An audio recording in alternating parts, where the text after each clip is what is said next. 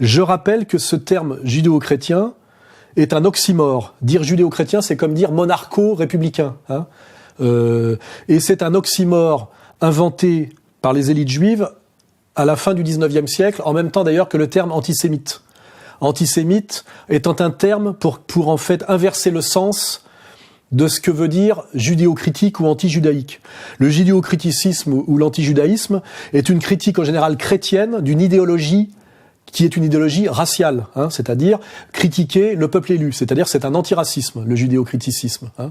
Et en général, c'est un antiracisme chrétien, hein, qui montre effectivement que les Juifs n'ayant pas écouté le message du Christ et reconnu le Christ comme le Messie, ne se sont pas universalisés et sont donc restés, de fait, en se radicalisant d'ailleurs par le Talmud, des racialistes. Selon la religion judaïque, le meurtre d'un Juif est un crime capital et l'un des 3 péchés les plus abominables à côté de l'idolâtrie et de l'adultère. Le cas est tout à fait différent si la victime est un gentil. Le Juif qui tue délibérément un gentil n'est coupable que d'un péché contre les lois du ciel, non punissable par un tribunal. Quant à être la cause indirecte de la mort d'un gentil, ce n'est pas un péché du tout. Israël Shahak, Histoire juive, religion juive, le poids de 3 millénaires.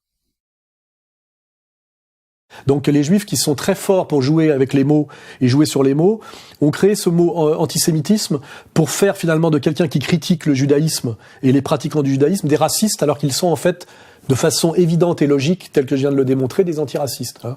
Là, on est sur cette séquence-là. Et de même, ils ont inventé le terme de judéo-chrétien pour dire en gros que finalement cette domination progressive des élites juives à partir des nouvelles féodalités financières, c'est-à-dire dès la Révolution française, était finalement un processus historique logique, que les Juifs se mettent à dominer les chrétiens de France, puisque finalement nous avions le même système de valeurs et nous étions finalement des sortes de cousins.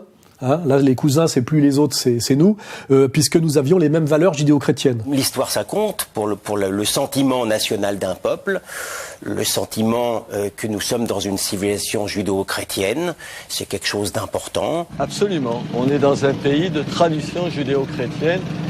C'est difficile, mais pour certains, mais il faut s'y faire. Or, ces valeurs judéo-chrétiennes n'existent pas. Hein. Il y a une rupture radicale entre l'ancienne alliance et la nouvelle alliance, enfin plutôt entre la nouvelle alliance et l'ancienne, hein, sur 2 piliers fondamentaux, c'est-à-dire l'universalité de l'élection et la fin de la circoncision, c'est-à-dire qu'il n'y a plus de peuple élu, tous les hommes sont le peuple élu, hein, c'est-à-dire c'est retirer aux Juifs leur rôle d'avant-garde. Les Juifs de France sont plus que jamais les Français à l'avant-garde de la République et de nos valeurs. Et puis le deuxième pilier, c'est la Jérusalem céleste, c'est-à-dire mon royaume n'est pas de ce monde, c'est-à-dire le projet juif était la domination terrestre des Juifs sur les autres. Yahvé leur donnerait la victoire sur les autres, c'est-à-dire c'est une domination terrestre qui a beaucoup à voir avec le sionisme contemporain. Les gentils seront là pour paître vos troupeaux. Les fils des gentils seront vos laboureurs et vos vignerons. Mais vous, on vous appellera prêtre de Yahvé, on vous nommera ministre de notre Dieu. Vous mangerez les richesses des nations, et vous vous parerez de leur magnificence. Alors que Jésus-Christ nous dit bien que le royaume à conquérir n'est pas de ce monde.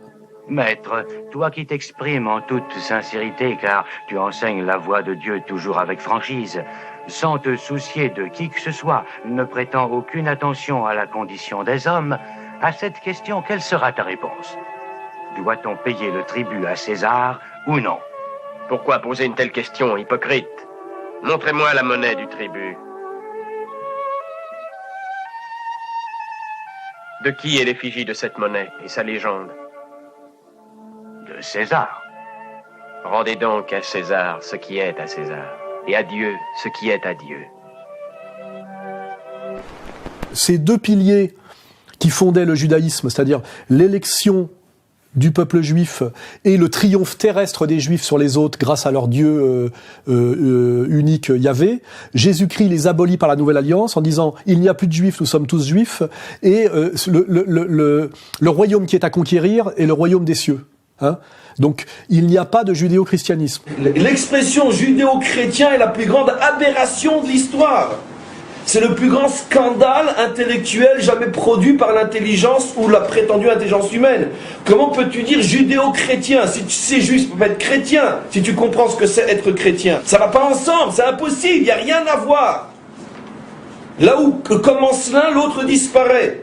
C'est ce que la Torah nous dit. Ou les hommes, il homme. Ou lui, ou vous. Et si après on veut aller au-delà de l'analyse, je dirais, sémantico-théologique, quand le général de Gaulle dit que la France est chrétienne, il fait référence au catholicisme apostolique romain.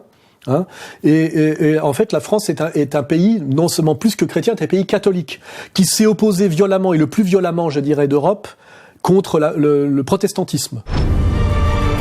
C'est l'un des épisodes les plus sanglants de l'histoire de France. Un massacre qui hantera Charles IX jusqu'à le tuer.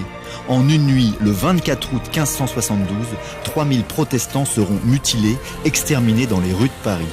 C'est le massacre de la Saint-Barthélemy. Si la France catholique s'est opposée aux protestants, c'est pas pour accepter le judaïsme, puisque je veux dire le protestantisme n'est qu'un, comment dirais-je, un produit intermédiaire entre le catholicisme et le judaïsme, et une médiation vers le judaïsme. Comme l'a dit De Gaulle en plus, la France est catholique, apostolique romaine, parce qu'elle est aussi, je dirais, de culture gréco-romaine, gréco-latine. Hein. Et il y a beaucoup à voir entre la culture gréco-latine et entre le christianisme à la française, qui s'appelle le catholicisme. Hein.